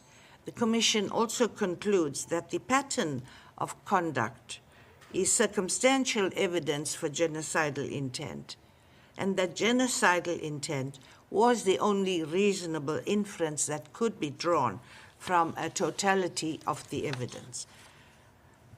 Therefore, the Commission concludes that the Israeli authorities and Israeli security forces have the genocidal intent to destroy, in whole or in part, the Palestinians in the Gaza Strip. You know, and the amount of people that they've killed so many babies between the age of 0 to 1. The list is phenomenal of the amount of children that have been killed. And again, these are only people from age 0 to 1, you know, 2 months old, 3 months old, 6 months old, 8 months old, 10 months old, whatever. Just a list of babies, folks. You know, and apart from that, I mean, the people that they've killed, the Palestinian children and the Palestinian civilians that they killed prior to October the 7th, there's a list that shows the amount of Palestinians who were murdered by Israeli forces in 2022, a year before this alleged incursion happened. And it's a damn long list, folks. And this is just 1 year. The amount of Palestinians murdered by Israel in 1 year, all using American taxpayers' money and American bullets and American guns, and with full US support. It's crazy, folks. And this is the sort of stuff that's being normalized. And you look at all this, the government shut down and all this sort of crap. You know, the digitizing of everything, losing your visas if you criticize. You want to get rid of the First Amendment. They want to get rid of the Second Amendment. They want to have you completely controlled, unable to defend yourself. Any talk of criticism against government, against Israel, against genocide, or any of it is being portrayed as terrorism. Anybody who doesn't do what they're told will be shot and removed from the picture, as is the case with Charlie Kirk. I mean, even if he's dead, I mean, he probably is. But again, it doesn't even really matter. What matters is what they've done. Look what they've done in the last 3 weeks. Well, it's almost a month. 3.5 weeks since this killing, alleged killing, this freaking sideshow, because it was an absolute staged sideshow, a theatrical event. It's incredible just how much information has come to light about it. There's no way this wasn't staged. There's no way this wasn't set up years in advance. And again, even with the whole memorial, I mean, when did they book the stadium to do that? That was a huge stadium. Don't you have to book these things in advance? But anyway, that's another question. Maybe everything just stopped and everyone just went for it because it was dear Charlie Kirk, you know? And, you know, suddenly Charlie Kirk's an android because the bullet didn't even go through his neck. He saved people when he died because there was no exit wound. And this is a 30-06 caliber bullet, which would have blown his neck off if that's really what was used, and it all went down the way we're told. So, you know, I mean, it's just, there's so much, folks. There's so much out there that's being used to distract you. But ultimately, now, well, we're at the point now. They're going to bring all this in, because all of this stuff is being used to bring in the smart grid, to make it seem necessary that they have to bring in the smart grid. Can't have all these right-wing extremists everywhere. Can't have left-wing extremists everywhere. The whole society's got to be kind of mid-range, like they're all on Prozac, you know. Most of them freaking are anyway. You know, it's incredible, folks. But this is everything we've been warning about, and if people accept this, if people accept this digital ID and this digital cash, then it's game over. Even in Australia, they're saying, well, it's voluntary. It's voluntary. You don't have to accept it. Of course, if you don't accept it, you won't be able to renew your license, your registration on your car. You won't be able to go and do shopping anywhere. You won't be able to do anything. You won't be able to use any government departments at all, which I think is good. I mean, I don't use government departments. But again, you know, because I want to have freedom of movement and not get accosted by terrorists every step of the way, I choose to register my car, just so I've got a, you know, because it all comes up on cameras now. If you're driving an unregistered car, it just comes up on a camera, they get alerted, a cop car comes out and finds you and they take you away, and that's the way it is. If you try to argue your rights in Australia and stand in common law or anything like that, they throw you in the nut house. They say, well, obviously you're insane because you believe that police don't have any jurisdiction, so we'll throw you into the grin bin for 3 months and drug you up and see how you feel at the end of that. And if not, then we might choose to paint you as one of these sovereign citizens, as if there actually is such a thing, such as Desi Freeman, who is still on the run in Victoria. They don't know whether he's alive or dead. They don't know where he is. There's been absolutely no sightings of him since he disappeared the day of the event, which is interesting. So this is what they do in Australia. So you can't stop and argue your rights with Australian cops. They're brain-dead morons, and as soon as you start trying to claim that you have any rights at all, they'll basically arrest you and throw you in the nut house for examination. And like I said, possibly accuse you of having terrorist ties for daring to think for yourself. So that's why I have a registered vehicle in Australia. But that's my only ties to the system. I don't use any of their government departments. I just don't have anything to do with these people whatsoever. I just take the necessary steps needed to give me freedom of movement. Though that might soon stop with all of this digital ID stuff coming in around the world. I mean, it's pretty freaky the way it's coming in here in Europe. And yeah, so I mean, I hope I can return to Europe. I really do, folks. I hope that I do. But anyway, I think that's about all I've got to say on this report. I've been trying to keep it short. I mean, the last one was like 2.5 hours long, and I was exhausted when I did it, so it's a little discombobulated. And I'm glad I don't have to talk about Charlie Kirk anymore, because as I said, Jeff put out 2 great videos, which I highly recommend you go and check out if you want to have a look at all the concepts and all the theories of what's going on with Charlie Kirk, because he really captured all of them in those 2 videos. And as he put it in his title, you know, the rabbit hole goes very, very deep. But again, you know, it's all a distraction from this smart grid. And, you know, the smart grid, really, everything that's happening, the whole digitization of everything, and I've often said that people are being led into the mainframe. And I said for years and years that they've created a digital barrier between you and the abundance of the earth, which is basically your birthright. It's your inheritance. It's what you came here to experience.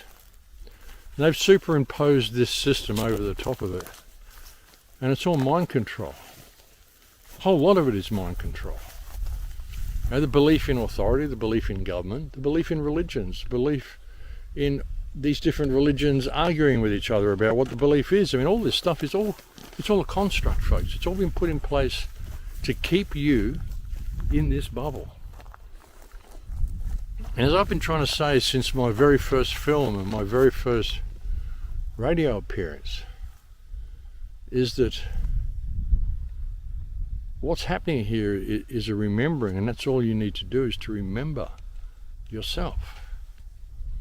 Remember what it was to be a child. Remember that little inner you. I remember so much about my childhood, folks. I remember when I was 18 months old and I was still in the cot. I remember actually when I must have only been a few months old. I was in the cot and my mother was rubbing my legs because I used to get a lot of pain in my legs when I was very, very young. I was probably only 6 months old. And I have a glimpse of my mother standing above me, and I was in a cot with wooden sides, and she was rubbing my legs, rubbing oil into my legs, because my legs were aching.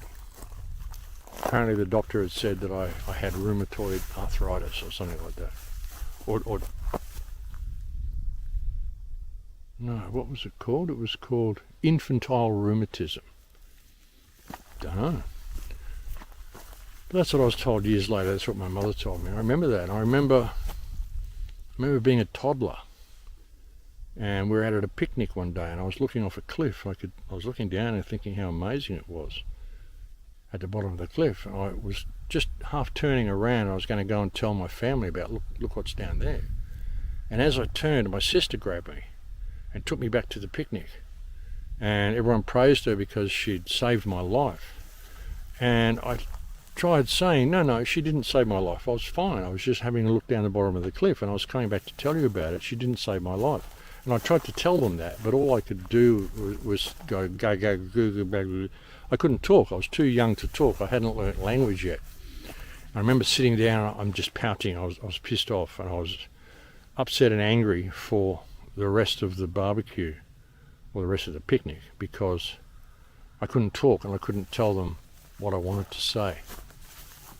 Which just goes to show, how much children take in and how aware they actually are. I mean, if you can remember these little bits about your childhood, I'm sure many of you can, then you realise how aware children are, and you realise just how much these children are taking in Gaza. These children are traumatised for life, like bombs going off incessantly for the first 2 years of their life. It's insane, folks. And the amount of children that have been killed, I mean, these are the most evil people on earth, and it's difficult to say that. But again, you could say, well, there's Jews that aren't evil. I would agree that, yeah, they are. There's Jews that aren't evil, but then why do they call themselves Jews? Because when you look at the notion of what it means to be a Jew, the whole concept is to destroy Amalek. If you're not focused on that and you're not working towards that greater good, then you're not following the faith. So why do you call yourself a Jew? Because it's not a race, it's a faith. And most of the people who do call themselves Jews appear to be Europeans. This brings in a lot of credence to the theory of the Khazars. Other people will call them Ashkenazis, whatever, but the thing is, it's not a race, it's a faith. So if you don't support what Israel is doing, and okay, that's fine. I'm sure there's some Jews who don't support what Israel is doing. But if you actually follow the faith enough to call yourself a Jew, and the ultimate goal is to destroy Amalek, if you're a good person, then why do you call yourself a Jew? And if you don't believe in all that stuff, then why do you call yourself a Jew? So it's a weird question, folks. It's a weird question, but it's a death cult. Judaism is a cult of death. And what the Zionists have done to it, I mean, this is like death cult on steroids. People like Ben Gvir and Beelzebub Smoker Dick saying all the stuff they say, and wanting to keep these activists, these people trying to bring food aid to Gaza, put them all in prison. And because of Trump's peace plan and all this sort of stuff, which isn't a peace plan, it's a plan for total domination or annihilation. That's your choice. Capitulation or annihilation. Last card that you've got to play. So if you choose to remain alive at all, you better accept this, or else I'm just going to let Bibi murder all of you, every man, woman and child, every goat, everything. Destroy it all. That's Trump's peace plan. So because of this, and people celebrating that Trump's actually bringing peace to the Middle East when all of the wars have been contrived by the same country, and this has been the plan all along, order out of chaos, people are going to forget all about these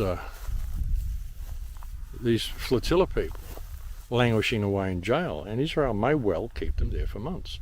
You know, and whatever you think of Greta Thunberg, I mean, personally, I think she's a useful idiot. I think her parents basically set her up and bred her and groomed her to be this climate change person.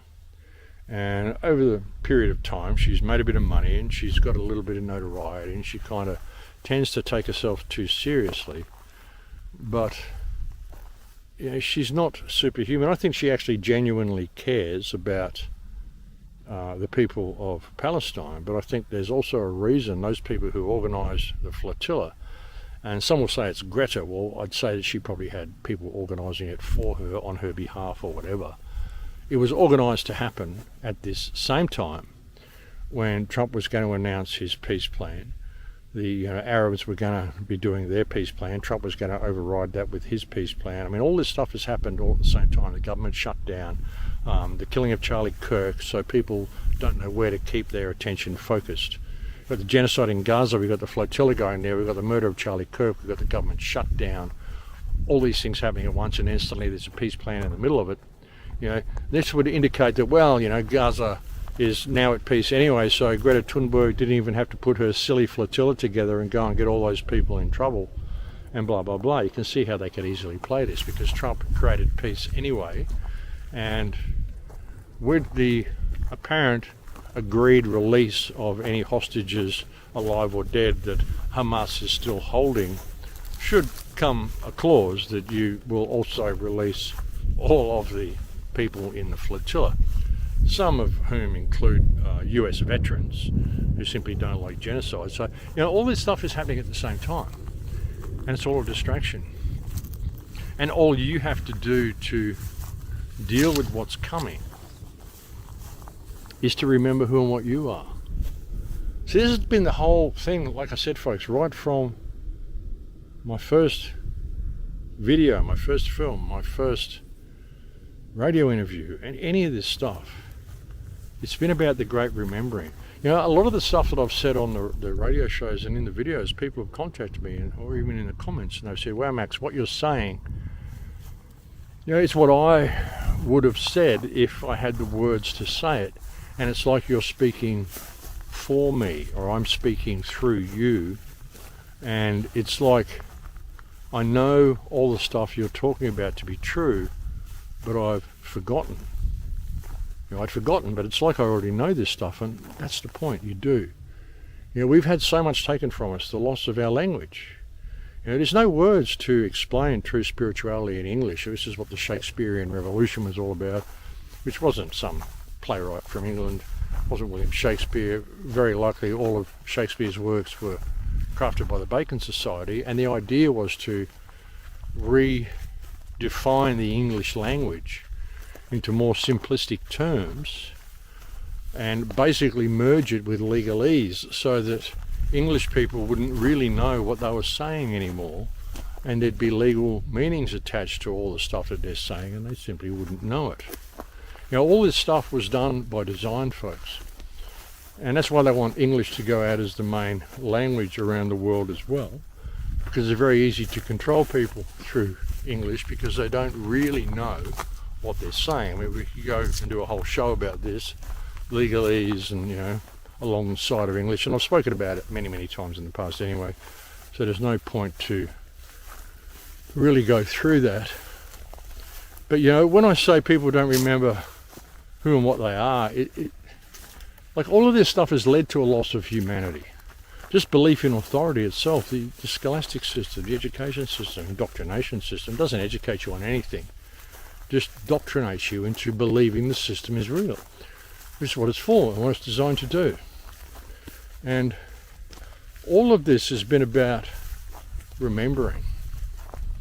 But it's crazy, folks, like the stuff they're doing. I mean, a lot of it is backfiring on them, and people are seeing that, hang on a minute, this doesn't make sense. I mean, the government simply isn't serving us. Why is the country in the state that it's in if the government is supposed to be there to service us and protect us?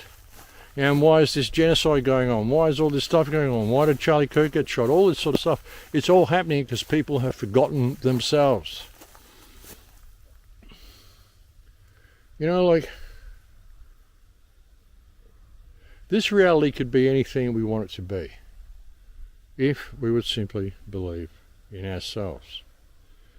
There's so much of it is a projection. I did whole movies about this. You know, the awakening, how we are emotionally controlled into basically accepting our own slavery system. We're taught that we are people of little worth. There are other more important people around who make decisions, all of this sort of stuff. This is the root of the whole problem. You know, when I've said so many times that we could change the world in a day if people simply remembered their own power, that's what all this has been about. That's why I've never put a monetary value on anything. I've never had anything to sell. I've never monetized my accounts. I didn't monetize my YouTube account when monetization came in. Incidentally, I might actually try and upload this video to YouTube and just see what happens. I can use a friend's phone number here in Croatia as the ID number. They actually suggested it to me, so I might take them up on that offer and actually upload this video to YouTube and just see if it lasts. And if you are watching this on YouTube, if it actually gets uploaded and it lasts, all those people that have been looking for me for the last 5 years since my channel went down, you will find me on BitChute. If you look in the comments below, if it's posted in the comments, if YouTube will allow me to do that, I don't know.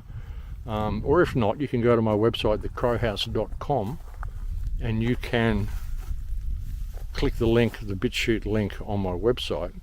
I'm also on Odyssey and I'm on Rumble. So those of you who've been wondering where I've been, well, I've been here the whole time. I just haven't been on YouTube. I got deleted everywhere. I got deleted on YouTube, Facebook, LinkedIn, like everywhere. I lost contact with so many people. I went to Australia recently and the police kept me in customs for 3.5 hours, stole my phone, so I lost all my WhatsApp contacts, all my Skype contacts. I mean, I lost pretty much everything. I've been just blacklisted everywhere. So it'll be interesting to see how long this video actually does last on YouTube, if it lasts at all. So yeah, I figured I'd try it anyway. I mean, what are they going to do, shut me down? Well, they already have, so, you know. But maybe one video will get out to people and you'll be able to find where you can find me, which again, as I said, is BitChute, Odyssey and Rumble. I'm also on X for the moment, on my 4th X account. They've shut me down 3 times previously. I'm on my 4th account now, and that account is Max the Crowhouse. That is my official X account. There's a lot of imposters on there. Just don't worry about them, folks. That's the way it goes. But anyway, yeah, I think that's about all I've got to say. Like I said, this is a time of great remembering. And if people simply remember their own power, we got this. I mean, all of our governments are in abuse of office. They're all in breach of trust. And we need to all express a loss of confidence in them and withdraw service from these people. We don't need revolution, because revolution is what they want. We need to identify the evil in the world and where that comes from. And the main evil in this world, unfortunately, comes from the people in small hats. That's just the way it goes. So we need to deal with that problem. You know, and no, I'm not suggesting a final solution or anything like that. Well, yeah, a final solution in as much as we need to put these people somewhere or they'll stop messing with the rest of the world. I would suggest Jewish autonomous oblast, a state that was set up for them in 1932 and 1934 in eastern Russia. That'd be a good spot to put them, or in Madagascar, though I don't know how the Madagascan people would feel about that. I mean, personally, I think they'd belong in Antarctica or something like that. But, I don't know. They've got their fingers in everything is the problem. All the technology, all the porn. And for such a small amount of people on Earth, they've maneuvered themselves into such positions of control. Now, the United States is virtually an occupied country now. And Trump is just totally working for Israel and doing all he can to usher in this smart grid. And they've let this genocide in Gaza go to the extreme so that Trump can be portrayed as the hero for bringing a ceasefire about. And like I said, his plan for peace in the Middle East is basically to give full control to Israel, and he will probably even support the Greater Israel Project, because, you know, soon after this happens, I mean, Israel isn't going to honour the ceasefire anyway. It never does. It's still bombing Lebanon. It's a ceasefire in Lebanon. It's bombing houses and churches and all sorts of stuff. You know, the people in Gaza City, you know, people all below this certain line, like the IDF cut the line in half in Gaza City, and they said all the people north of the line need to go south. If you stay north of this line, you will be perceived as a terrorist and get what's coming to you. And there are about 700,000 people who couldn't get across that line because of the conditions of the place and the lack of money and the lack of transport, and some of them are old and infirm and injured. And there's also a group of, there's a Christian church in that area, a whole group of Christian choir boys. These are all now in the firing line. And as I said, if Israel does accept a ceasefire, and it would appear that they have, then it's not going to come into effect immediately. They'll say you've got to, you know, stop at, like, you know, 12 p.m. on Monday or whatever, you know. They always draw it out for another 24 or 48 hours. Israel will use that time to carry out as many attacks as possible. Random shootings, random bombings. They will go in there with every single thing they've got and drop it on Gaza. And then they will finish on the stroke of midnight and not before. That's the way they do it. That's what they did in Iran as well. Actually, Trump pretended he was a bit pissed off about that. As soon as he announced a ceasefire with Iran, Israel went in there hell for leather and just bombed everything they could right up until the stroke of midnight. They do the same thing in Lebanon. They do the same thing all the time. While they can strike from a distance, they will do it. They're cowards when you put them in close contact, which is why they've got all these weapons and armoured vehicles and snipers and warplanes and tanks and all the stuff they've got, because they don't want to go in there and actually face the enemy themselves. And even all the videos you've seen of, you know, Israeli battle sequences, IDF, you know, battling the enemy in Gaza, it's just videos of guys poking their heads around doorways and shooting into empty buildings and shooting at empty buildings. There's been no footage whatsoever that has come out during this entire war, which isn't a war. There's been no footage whatsoever of two enemy forces battling each other. You know, a standoff. You've got Hamas in this building firing at the Israelis and the Israelis firing back. There's been none of that anywhere. All you've seen is Israelis firing in or at empty buildings, firing into schoolrooms and putting on ladies' lingerie, and just basically partying at the expense of the Palestinians, destroying their homes, and even commandeering their homes to use as command centres, and once they're finished in the command centre, they blow the house up. The United States has also given them giant bulldozers. Like, these things are freaking giant bulldozers, so they can destroy the Palestinian homes and level Gaza City more effectively. אז הנה אנחנו פה במוצאי יום כיפור, וקיבלתי מתנה מטראמפ, תודה רבה טראמפ. הנה ה-D9 של זרבי, הנה! עסק חדש, הנה!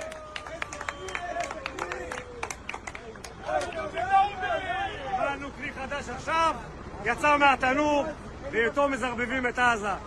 מה חתימה טובה, שנה טובה לכולם. This is the guy who's just proclaimed peace in the Middle East and says he's eligible for a Nobel Peace Prize. Interesting how that works, eh? Yeah, but all this is happening on our watch, folks, and, you know, are you enjoying the show? I mean, you've got to admit there's certainly a lot going on, and it's all for your benefit.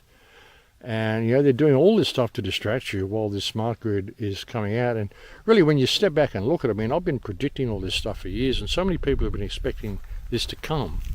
And in many ways, it's, you know, I mean, I'm not going to comply with any of it. And you know, what happens, happens. I don't really care. I mean, I'm going to die one day anyway. It doesn't really matter how it happens. You know, as long as it's not too painful. Then, I mean, that's what I came here to do. So I don't really care. I don't have any stake in any of this. And it's absolutely fascinating, and it's highly entertaining to watch them trying to roll all this shit out and seeing the amount of pushback they're getting. So, are you enjoying the show, folks? Are you not entertained? Are you not entertained? Is this not why you are here? Yeah, and that's one way to look at it. Maybe this is what we came here for, folks, to simply be entertained, and all of that got hijacked. I think we came here to basically see what our metal is, see what we're worth. Like I've said before many times, if you think of this as being a collective human consciousness, we probably came here to purify the soul of the collective. This is all a form of soul purification. And even if you can't stop what's going on in Gaza and stop what's going on with all these murders and poisonings and all the criminal activity around the world, I mean, at least you can not participate in it and you can leave here with your soul intact. Personally, I think this has been going on for a really long time. As I've said, I mean, I don't think any of this is random. I think, and as I've said before, I think there's more evidence to suggest we're living in some sort of holographic simulation than anything else. That's why I don't do religion. I don't do any of that sort of stuff, folks. I think all of it leads you away from source, creator, whatever that is, that a lot of people would like to call God. Plane flying overhead. I can't see. Look at this blue sky, folks. Absolutely incredible blue sky. There's a plane flying directly overhead there. What an incredible blue sky, incredible day. But like I said, I can find more evidence of this being a simulation than anything else. And you know, I sometimes wonder about all this sort of stuff, even with the number 33. Number 33 comes up a ridiculous amount of times. Everything's 33. There are 3 hats on the table there with Charlie Kirk. 47, 47, 47. 47, of course, being Trump, I think, being the 47th president, is that right? But then, 47, 4 and 7 is 11, and 3 of them is 33. Kash Patel saying it took 33 hours to capture him, when it actually didn't. It actually took, I think, 38 or 39 hours to capture him, if you really look at it. Again, Jeff goes through all this on those recent videos. But 33. Where does all this come from? I mean, are they really signaling each other, or is this simply the way the matrix works? Is 33 some type of pivotal geometric number, essential for the equation to run the way it does and for the algorithm to run the way it does? Is that what all this is about? I mean, I have to wonder, folks. Like I said, I can find more evidence of this being a simulation than anything, and I think they've done all of this before. All of the floods, all the lost civilizations, all of this sort of stuff. I think these are all from previous resets. Like they're doing now, I've often, probably 100 times, referred to the legends of the scrying mirrors. The black mirrors that people look into that show them the future and the past and blah, blah, blah, and said how these are cell phones. All the sigils for summoning demons are all electrical circuitry. But even what is a demon? I mean, if you're in a primitive previous culture, maybe you would call people like Benjamin Netanyahu demons, Donald Trump demons, all of these Hollywood actors, all these, Madonna and all these people who get up there, Christina Aguilera, who get corrupted and they do all these demonic ceremonies on stage, broadcasting spells, Maybe this is the demons that they're talking about. Maybe it's simply technology itself that they're talking about. Maybe that is the demon that they're warning people of. And we're given this concept of demons being these scary little people that have horns and tails and scales and all sorts of stuff like that. Well, maybe they do. Maybe they don't. Maybe it's simply the technological demon that we have unleashed by allowing ourselves to disconnect from reality, disconnect from nature, and simply plonk ourselves in front of a television and then gradually get led from that television into this whole virtual nightmare they're leading the world into now. And once everybody becomes completely and utterly dependent upon that technology to run every single aspect of their lives, and they forget even who and what they are. They forget all of their communication skills, all of their life skills. People don't even know how to communicate in conversation anymore. They have to text each other or send videos to each other or get likes on Snapchat or whatever. They don't know what it means to even be human anymore. And then you take that away from them. Like they're talking about doing with the internet censorship bill in Australia, and basically isolating children, saying you can't log on to social media until you're 16 or something like that. And a lot of kids, like 12-year-old, 13-year-old kids now, are all on social media talking to their friends. They don't do bad things. They just play games. They don't go looking at porn or any of that sort of shit. They don't bully each other. A lot of the bullying probably comes from bot farms and stuff. All this sort of stuff has been designed to create this scenario. So you're starting to take this away from people. And again, this will train children to be super, super compliant once they do get a license to go online. Fancy needing a license to go online, getting a license to go fishing, for God's sake. All of these trawlers out there just mass stripping the oceans of fish. But if you get a fishing pole and go down the beach and want to catch a couple of bream, then no, you're contributing to environmental disaster. You're depleting the oceans. It's freaking insane, folks. But yeah, all this sort of stuff, I mean, they've got people completely dependent upon a system. And a lot of people don't know any life without this system. Now they bring in all this digital ID and say it's voluntary. It's voluntary. But if you don't get it, then you can't use the system, which means you can't use your credit card, which is all these people have known. You can't access your cryptocurrency. You can't fly anywhere. You can't eat red meat this week because you've already had too much. You can't do this. You can't support petrol cars and gasoline cars. You've got to get an electric car. You've got to do this. You've got to do that. You've got to walk between these lines. And if you step outside these lines at all, or question why you have to walk between these lines, then we will switch you off. And you will have no contact with anybody around you to even be able to tell them, because you don't have any landline phones. You can't just jump in your car and go and tell your friends what's going on because it's an electric car and it's been disabled because you're blacklisted. You can't do anything. You can't spend any money. You can't contact anybody or tell them. And suddenly you're red flag. So if police just see you wandering around somewhere, they might think, well, there's that person who's been completely locked out of the system. Obviously he can't do anything, or can't buy food, or can't get housing, or can't do anything. So we should take him into custody for his own benefit and take him to a re-education centre to see if we can turn him into a desirable rather than an undesirable. Like I said, folks, if there's any hill that you intend to die on, this is it. They can only implement all the aspects of Agenda 2030 and its controls if they have digital ID.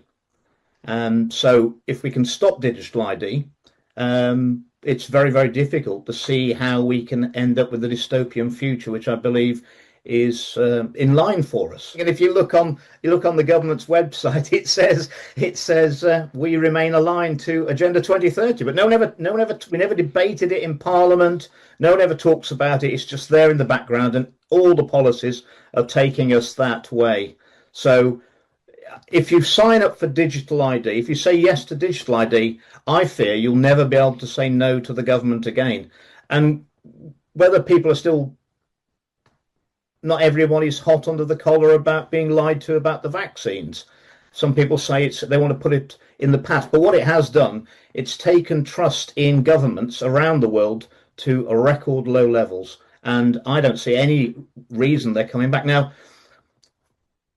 in politics, I think, the true leader says to people, this is my shared vision of our future. Come with me and let's make it a reality. Whereas the false leaders we seem to have at the moment, they will make promises they know they can't keep.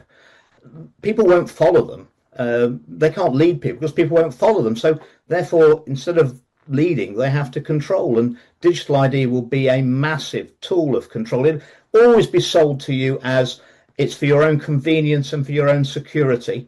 And there's an old saying that if you're ever willing to trade your freedom for security, you'll end up with neither freedom nor security. And the only person it's going to be convenient for will be the government. And we will be like prisoners out on license where we're tagged, and they'll know exactly where we are and what we're doing all the time. And if we give into this, future generations, it's not just about us, it's about future generations that will be condemned to that. They will never know the freedoms that they didn't have. And that can't be allowed to happen. If they manage to put this in place, while everybody's distracted with arguing over Charlie Kirk and, debating whether Trump's peace plan is viable and, whether the Arabs are the good guys or the Jews the bad guys or what's going on, all this sort of stuff, and distracted by all this crap, then this is going to come online. And the only thing that is going to stop it is our complete non-compliance. And again, withdrawing service from the people that are attempting to enslave humanity this way. You don't have to put up with this. Maybe, you don't want to have a revolution, you're a non-violent person, you don't want to do anything untoward, you don't want to get yourself in trouble. You don't believe that there's anybody you can vote in or out to fix the problem, and you're correct, because you can't. There is no political remedy to any of this. Well, one thing you can do is withdraw service from all of these people. That's something we can all do. Maybe if enough people actually wake up to themselves and realise that we are the ones with the power, then we can change it. Like I said, this is all, it all functions like an algorithm. There's too many coincidences. The coincidences of the scrying mirrors, of 33s. There's just so much going on here, which would indicate that it's like Bill Hicks said, we're the imagination of ourselves. I wouldn't be surprised if we actually are lying in some container, like in the Matrix, and we're simply watching the movie of our lives, only it's like Jeff says, it's a 3D video game, and you get to participate and you get to change the direction that you're going. And the ultimate goal of the game is to find your way out of the Matrix, but you have to know who and what you are. You have to do the work on yourself. Sure, it's good to be physically strong and healthy and all that sort of stuff, but you're going to die anyway. That's a good part of it. But it's also in here, it's also the mind, it's also how you view the game, it's also whether you're seeking for the answers to come from anywhere that is actually external to yourself. There's all sorts of gurus, and there's people you can follow who can show you certain ways of doing things, but ultimately it all comes down to you. Most gurus, when they start stating absolutes, this is happening, this is doing this is this, and this is that, that's when you've got to start being concerned about them. Because as I've said, the reality is, and the real truth is, that nobody knows what the truth is, and that's the truth.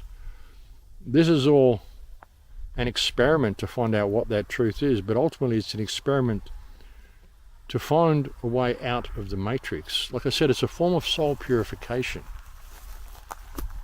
That's how come I can look at all of this stuff and have no real attachment to it. I mean, sure, sometimes you do. It drags you in. I mean, after 2 years of looking at blown up children, I got very sick when I was in Mexico before I left Jeff's place. Because I'd let it draw me in. And even the last video that I did, I was completely exhausted. And I was feeling frustrated and thinking, what's the point of doing these videos? I've been doing this for 18 years. I've been sitting there editing videos for 18 years. And the world hasn't changed, so, what's the point of continuing to do it? But no, I mean, every time I do these videos, I grow in myself, and I can see that there's people that are getting benefit from it. I can see that there's people that need this information, and ultimately there's only one of us here anyway, so why am I going to opt out at this crucial point? But sometimes, I mean, it gets a little tiring, folks. It really does. I'm like 68 years old this month, and I'm still just traveling around, and I still don't live anywhere, and I mean, I lived my whole life basically this same way in bands and toured around all the time and never had any real ties anywhere. But I guess my body's just getting a little weary. I'm getting a little old for long haul flights, and getting a little old for wandering around with a stick talking to a camera, But hey, is that just an illusion as well? Is that simply my mind saying that? Because how old am I? I mean, how old would you be if you didn't know how old you were? If we weren't fed the concept by, was it Pope Gregory, good old Pope Gregory, if we weren't fed the concept that every time the Earth goes around the sun, like we live in a heliocentric system, and every time the Earth goes around the sun, we get a year older. If we weren't having that drummed into us since we were born, how old would you be if you didn't know how old you were? You look at some of the biblical tales and some of the stories from the past where people lived for like hundreds of years. Was that because it was a different environment and there was a water canopy, like some people say, or any number of reasons why this could have happened? But what if it was because there was no real concept of time? I mean, time is a man-made construct, absolutely. How old would you be if you didn't know how old you were? And how many times have we come back to play this game because we never found our way out of the matrix while we were here? We got too distracted with all sorts of stuff. Gaza, wars, famine, climate change. So much stuff. So much stuff. Have you actually looked at the list of things that they gave us to be scared of since the 1960s and predictions that they made? And this list is actually a couple of years old. But have a look at some of the things we need to fear that they told us we needed to fear back from, I think, around about 1966 or 1967.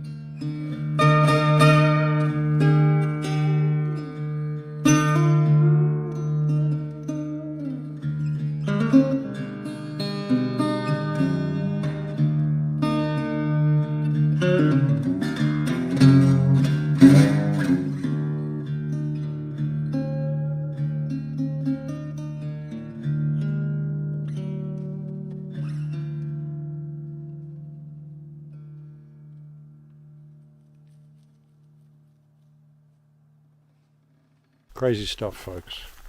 That's what we've been fed for so long, and we look externally at all this sort of stuff, not ever just looking around and saying, look around, I don't see any climate change. I don't see any of the stuff they told me was going to happen actually happening.